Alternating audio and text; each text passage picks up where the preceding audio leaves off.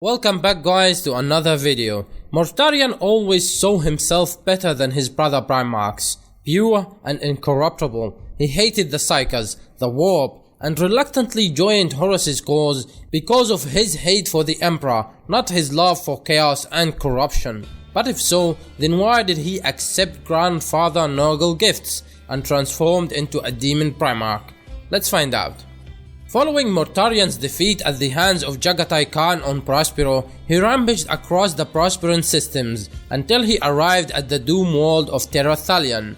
There he interrogated a mortal woman possessed by a demon, seeking to know the truth about chaos. For Jagatai was right, Mortarion was surrounded by the damned, and was on his own with them. He wanted to understand the warp to overcome it. But the demon laughed at the Death Lord, and her human shell peeled away, revealing her true form.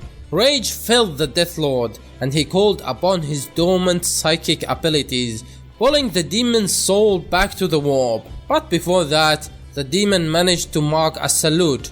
Hail, Master of the Plague! With that, Mortarion came to the realization that he would have to become the very thing he always hated, a psyker, a sorcerer, just like his foster father on purpose, believing that being a master of the warp was better than its pawn. So it starts here. The Death God fleet was en route to Terra for the final attack on the throne world, when first Captain Kalas Typhon, who was at the time already serving the Ruinous powers and his loyalty did not lay with his primarch, killed all of the fleet navigators, claiming that their loyalty was still to the Emperor and assuring Mortarion that his warp gifts would see them through safely, delivering the Death God into the clutches of his master Nurgle, dooming them for eternity.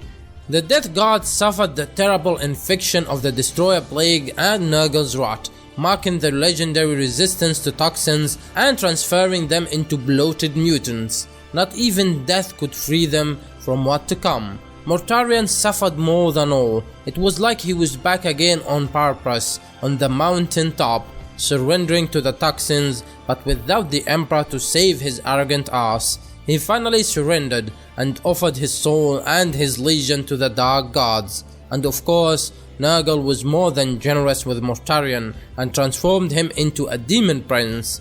The Death Lord was finally worthy of his title.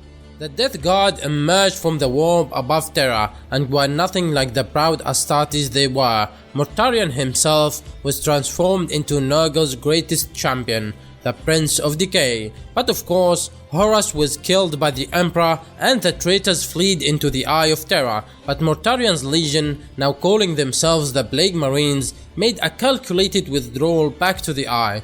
There Mortarion claimed a demon world as his new home world, and a base for his attacks into the physical universe. The Death Lord had finally gotten what he wanted, a world of his own. He ruled over a toxic death world of poison, horror, and misery. Alright guys, thanks a lot for watching. If you made it this far, then surely you will enjoy this video talking about the worst of the traitor primarchs, Fulgrim. So don't forget to subscribe and hit that notification bell to stay tuned for more.